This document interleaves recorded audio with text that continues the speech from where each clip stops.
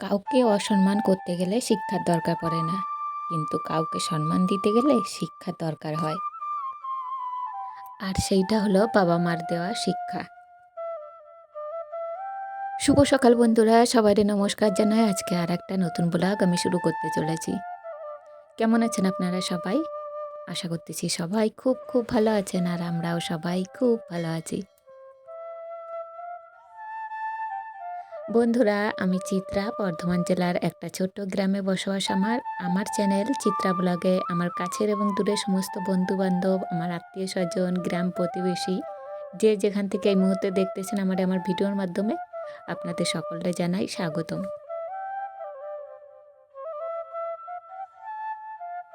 বন্ধুরা, এখন ঘড়িতে টাইম হয়েছে ওই সকাল 8টার মতো, আর আজকে এই সময়টা থেকেই আমি আমার ব্লগটা শুরু করলাম। আশা করতেছি যে আজকের ব্লগটা আপনাদের কাছে একটুখানি হলেও ভালো লাগবে।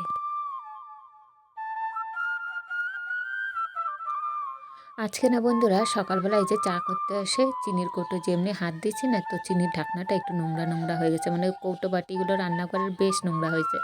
তার সাথে একটু ঝুলও পড়ছে। রান্নাঘরটা একটু ভালোভাবে আজকে একদম ডিপ ক্লিন করে পরিষ্কার করবো, সমস্ত ঝুল টুল ছাড়বো, তারপর সমস্ত কৌটো বাটিগুলো বার করব, একটু সাবান দিয়ে ঘষে মাঝে পরিষ্কার করে তুলবো। আর এমন হয়েছে অবস্থাটা, মানে এখন যদি আমি পরিষ্কার না করি না, আর টাইম পাবো না। আর সত্যি করে বলতে কি, এগুলো না আগে থেকে কোনো প্ল্যান না। যখন এই যে দেখলাম যে একটু নোংরা হয়েছে, তারপর মানসিক অবস্থাটাও একটু ভালো, আর শরীরটাও বেশ ভালো লাগতেছে আজকে, যার কারণে আর কি মনে হলো না আজকে এই টাইমটা যখন মনে হচ্ছে যে আমি আজকে করতে পারবো, তো এই টাইমটাই করে নিই। আর কোনো রকমভাবে কিন্তু প্ল্যান করি নেই, যার কারণেই এই যে চাটা খেয়ে শুরু করবো এই কাজবাজ। আর রান্নাঘর পরিষ্কার করতে করতে আজকে মনে হচ্ছে কতটা টাইম লাগবে তার ঠিক নেই। তারপরে তো মেয়ের স্কুলের জন্য রেডি করা, মেয়ের খাবার দাবার তৈরি করা, সমস্তটাই আছে। তবে এই কাজের ফাঁকের মধ্যেই কিন্তু সব কিছু করবো। একদিকে রান্নাঘর পরিষ্কার করা, একদিকে খাবার জোগাড় করা, এই কাজগুলো করতে থাকবো। তার সাথে কিছু গল্পও আপনাদের সাথে করব, কিছু প্রয়োজনীয় কথাবার্তা যেগুলো করে থাকি সেগুলোই করব।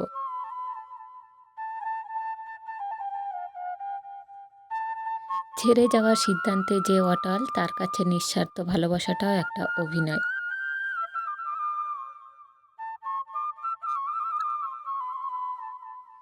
যারা বেশি মিষ্টি মিষ্টি কথা বলে, পেছন থেকে ছুরিটা তারাই আগে মারে।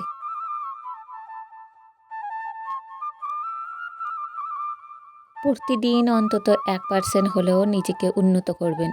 বছর শেষে দেখবেন মোট 365% হয়েছে।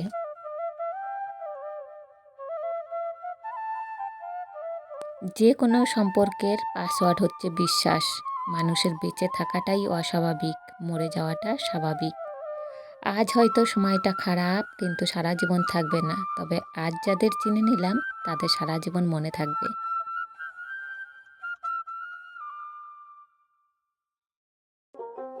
অতিরিক্ত আপন হতে যাবেন না, দুঃখ ছাড়া কিছুই পাবেন না।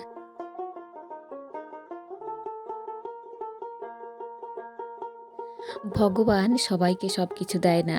হয় কাউকে দিয়ে পরীক্ষায় ফেলেন, নয় কাউকে না দিয়ে ধৈর্যের পরীক্ষা নেন।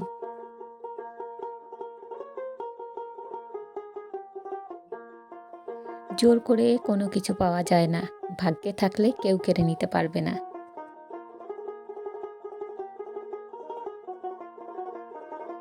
দেখতে সুন্দর অনেক পাওয়া যায়, কিন্তু যাদের মনটা সুন্দর তাদেরকে কেবল ভাগ্য করে পাওয়া যায়।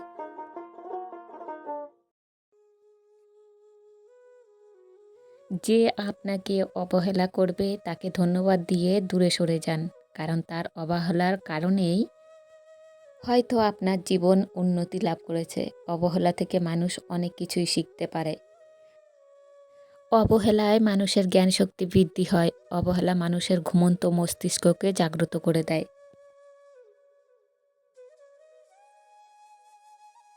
কাউকে যতই কাছ থেকে চেনেন না কেন, মন খুলে সব কথা কখনোই বলবেন না।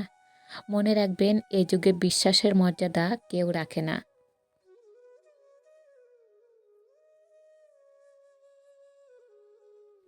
জীবনে যদি বারবার পড়ে যান তবে পথটাকে বদলান, স্বপ্নটাকে নয়। কারণ একটা গাছ তার পাতা বদলায়, জায়গা নয়। মনোবিজ্ঞানীরা বলেন, কেউ যদি তুচ্ছ বিষয়ে অনেক হাসেন তবে সে ভিতর থেকে খুবই একা।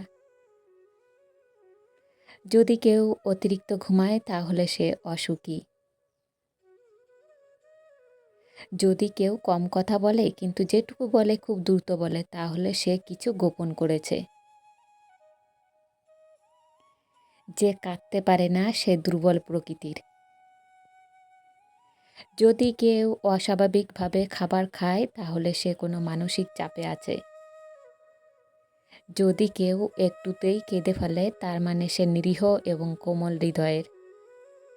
যদি কেউ ছোটোখাটো বিষয়ে রেগে যায় তার মানে তার ভালোবাসার দরকার।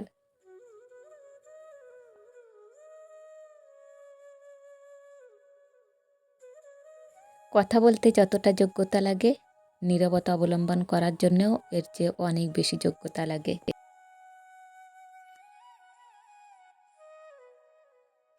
কাঁটা থেকে বাঁচার জন্য যেমন পায়ে জুতো পরা উচিত, সারা পৃথিবীতে কার্পেট বিছানোর দরকার নেই।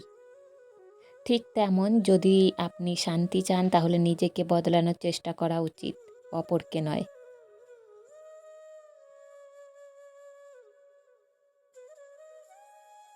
সৎ এবং মহৎ লোকেদের সমালোচনা করা খুবই সহজ, কিন্তু তাদের মতো হওয়াটাও অনেকটা কঠিন। প্রেম করলে ঝগড়া হবেই, ঝগড়ার পর যদি আবার দুজনের মিল হয় সেটাই ভালোবাসা।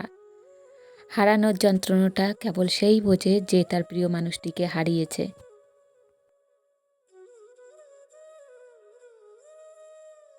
মানুষগুলাও কেমন যেন হয়ে গেছে, কেউ প্রয়োজন ছাড়া খোঁজও নেয় না।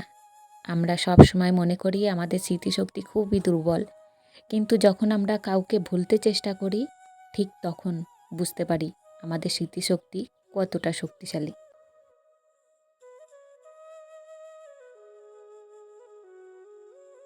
স্বার্থপর মানুষেরাই জীবনে ভালো থাকে, বাকিরা তো কেবল অপরকে ভালো রাখে।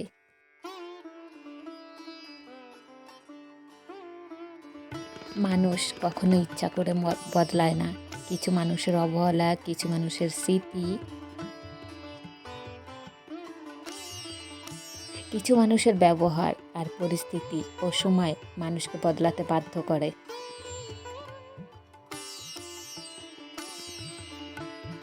জীবনে অভিজ্ঞতা থেকে বলছি, যত একা থাকবেন তত ভালো থাকবেন। বছরের পর বছর ধরে একটা মানুষকে কখনোই ভালো লাগতে পারে না। যদি লাগে তবে সেটা ভালো লাগা না, সেটা আসলে ভালোবাসা। যে ব্যক্তি আপনাকে সত্যবাদী বলে বিশ্বাস করে তার সাথে মিথ্যা কথা বলা নিকৃষ্টতম বিশ্বাসঘাতকতা।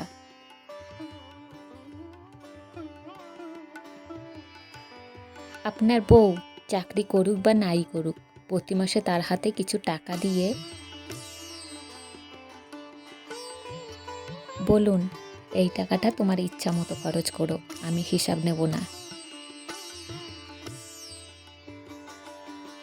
বিশ্বাস করুন, মেয়েটি কখনোই ইচ্ছে খুশি মতো খরচ করবে না, বরং আপনার বিপদের দিনে সেই সবার আগে পাশে এসে দাঁড়াবে। খারাপের সংস্পর্শে থাকলে একসময় ভালোটাও খারাপ হয়ে যায়। আমাদের বয়স বাড়ার সাথে সাথে ইগো বাড়ছে, ভালোবাসার মানুষের সংখ্যা কমছে।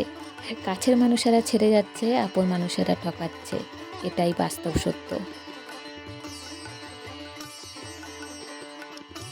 প্রিয়জন হারানোর থেকে ঘর হারানো অনেক ভালো, কারণ ঘর হারালে পথে থাকা যায়, কিন্তু প্রিয়জন হারালে না পথে থাকা যায় আর না ঘরে থাকা যায়।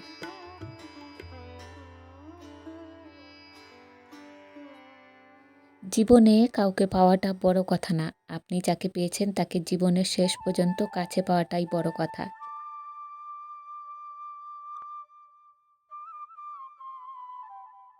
সব ক্ষেত্রে অতীত ভুলে যাওয়া ঠিক নয়, কিছু ক্ষেত্রে অতীতকে মনে রাখা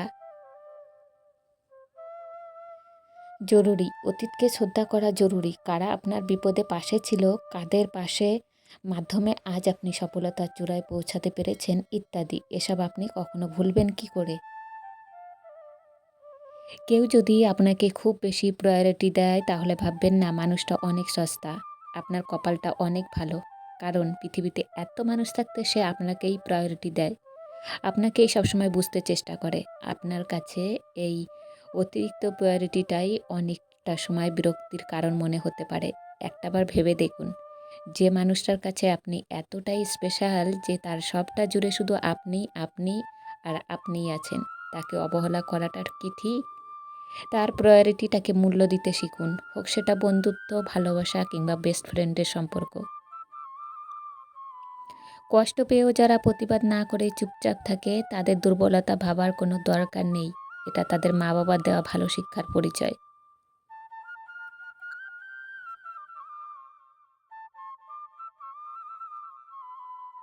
স্বার্থের টানে আত্মীয়-স্বজন সবাই হয়তো ছেড়ে চলে যায়। কিন্তু স্বার্থের জন্য স্বামী-স্ত্রীরা একে অপরকে খুব কম ছেড়ে যায়।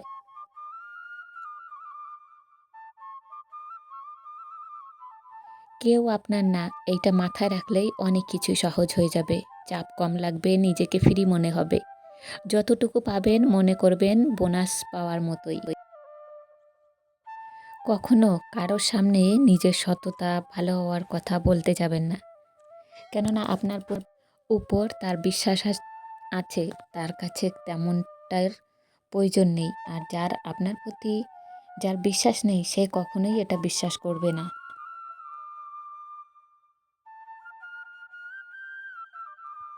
নিষ্পাপ হয়ে এসেছিলাম, পাপী হয়ে যাব ভাবিনি এই পৃথিবীতে এত কষ্ট পাবো। বন্ধু বলো, বান্ধবী বলো, কেউই আপন নয়। ক্ষণিকের এই পৃথিবীতে সবই অভিনয়।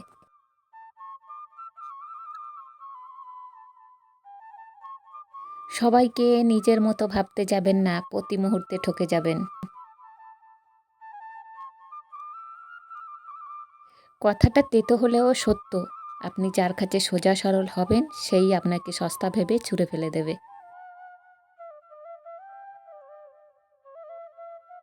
ধনুক থেকে বেরোনো তীর আর মানুষের মুখ থেকে বেরোনো শব্দ একবার বের হলে তা আর ফেরানো যায় না।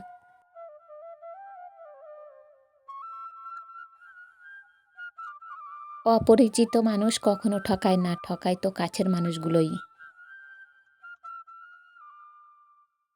জীবনে সব কিছু থাকলেও মানুষ সুখী হতে পারে না যদি না শান্তি থাকে। আপনার মূল্য যে বোঝে তাকে কখনো অবহেলা করবেন না। আপনার গুরুত্ব যে বোঝে তাকে ভুল করেও ছেড়ে যাবার কথা মনে করবেন না।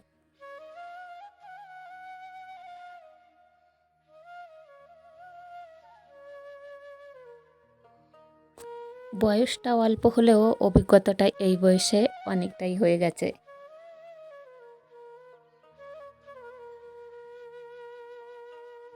কাউকে হাসাতে পারলে নিজের মনটাও আনন্দে ভরে ওঠে। নিজের খরচ নিজে চালানো আর নিজের পরিচয়ে পরিচিত হবার মতো শান্তি পৃথিবীতে আর কিছুতেই নেই। সময় ভালো হলে সবাই আপন বলে দাবি করে। প্রতিষ্ঠিত হতে পারলে সবাই পরিচিত বলে পরিচয় দেয়। সময় সবাইকে সব কিছুর উত্তর দিয়ে দেয়। সত্য কথা মুখের উপর বলার মতো সাহস সব মানুষের থাকে না। যাদের থাকে তাদের বেশিরভাগ মানুষই সহ্য করতে পারে না। জোর করে কোনো কিছু পাওয়া যায় না, ভাগ্যে থাকলে কেউ কেড়ে নিতে পারবে না।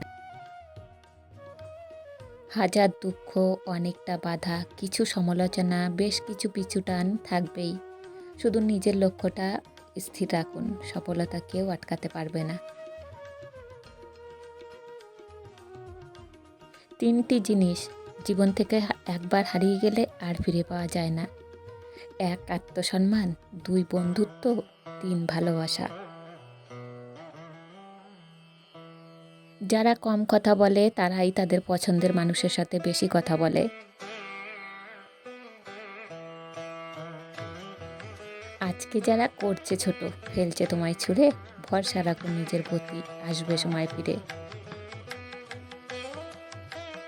একমাত্র আপনি যখন নিজেকে প্রতিষ্ঠিত করতে পারবেন তখনই আপনাকে সবাই প্রিয়জন হিসাবে পরিচয় দেবে, তার আগে নয়। কাউকে যদি আপনার ভালো না লাগে তবে গোপন না রেখে অভিনয় না করে তাকে বলে দিন, কারণ আপনার অভিনয় শুধু তার বিশ্বাস নয়, পুরো জীবনটাই নষ্ট করে দিতে পারে। মনের মধ্যে অশান্তি থাকলে দুনিয়ার সব কিছুই বিরক্তকর লাগে। কাউকে জীবন থেকে সরিয়ে দেওয়ার প্রথম লক্ষণ কথা না বলা।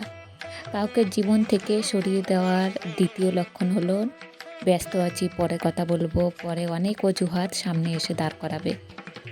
ছেড়ে গেলে সে যদি ভালো থাকে তাকে ভালো থাকতে দিন বা ছেড়ে দিন, কারণ ভালো রাখার নামই ভালোবাসা। বন্ধুরা সেই যে কৌটোবাটি বের করতে নানান রকম কাজ করতে করতে সেই যে কাজ শুরু করছে এখনও পর্যন্ত শেষ হয় নাই। যাই হোক, এদিকে না হাসবেন্ড তারা লাগাচ্ছে যে মুড়ি খাবারটা কখন করবে, মায়ের মেয়েটা তো স্কুল যাওয়ার সময় হয়ে গেল। আর আমি না যখন কোনো কাজ শুরু করি না সেই কাজ ছাড়ে আর উঠতে ইচ্ছে করে না। বেশি করে হচ্ছে নোংরা কাজগুলো যখন করব তো করব, নাহলে এই যে আবার মাঝখানে হাত দিয়ে অন্য কাজ করতে যাব, আবার এসে হাত লাগাবো, এগুলো আমার না ভীষণ অস্বস্তি লাগে। যার কারণে যতটা সময়ই লাগুক না কেন, যে কাজটা যখন ধরি না সেই কাজটা শেষ না হওয়া পর্যন্ত কিন্তু একদম ভালো লাগে না। আর বেশি করে উঠতেও পারি না সেই কাজ ছাড়ে দিয়ে। যার কারণে আর কি এই যে নোংরা কাজ ঘাটে যাচ্ছি তো ঘাটেই যাচ্ছি, কারণ না ধোয়া পর্যন্ত কিন্তু আমি এখান থেকে উঠবো না। এরপরে কিছু কাচাকুচি আছে সেইগুলো কাচবো, তারপরে জামা কাপড়গুলো কাচে টেচে একবারে স্নান করে নিয়ে তারপরে জল জ্বালাবো, জল জ্বালায় মেয়েরে স্নান করবো, নিজে স্নান করব, তারপরে ওই ঘরের জল তোলা সমস্ত কাজগুলো আর কি এই একসাথেই কমপ্লিট করব। আর খুবই অল্প টাইমের মধ্যে কিন্তু হয়ে গেল। ওই যে সকালে যে কৌটোবাটিগুলো বের করছি চা খাবার পরে, এখন প্রায় টাইম হয়ে গেছে 9টা। তবে এর মাঝখানে কিন্তু অনেক এদিক সেদিক কাজ করা হয়েছে। কোনো সময় ঘর মোছা, কোনো সময় রান্নাঘর পরিষ্কার করা, এই সমস্ত কাজগুলো করে ফেলেছি। ঝুল ঝাড়ু, এই কাজগুলোও তো করা হয়ে গেছে। আর মাঝখানে একটু মেয়ের এদিক সেদিক করে নানান রকম ডাকাডাকি করে সেগুলোও করা হয়। তো এই কাজের ফাঁকেই কিন্তু বিভিন্ন কাজ করা হয়। তবে যে কাজগুলো আমি মন দিয়ে করতে থাকি সেই কাজগুলো তো আগে। তো এই কাজ না সারে দিয়ে উঠবো কী করে? যার কারণে আর কি এই যে সমস্ত ধোয়া টোয়া শেষ করে তারপরে একবারে স্নান করে নিয়ে উঠবো। আর এইখানে দুটো কাঁচের বোতলে যে তেলের বোতল বার করছি, ওইগুলো ধুতে গেলেই যত ভয় করে না ঠিক সেই ততটাই বিপদ হয়। দেখবেন আপনি কাচের জিনিসগুলো বেশি করে যখন ভাববেন যে ভাঙে যাবে, আমি ধোবো না বা হাত দেবো না, দেখবেন ঠিক তখনই যেন কেমন একটা নড়ে ওঠে কিংবা হাত থেকে পড়ে যায় আর তখনই ভেঙে যায়।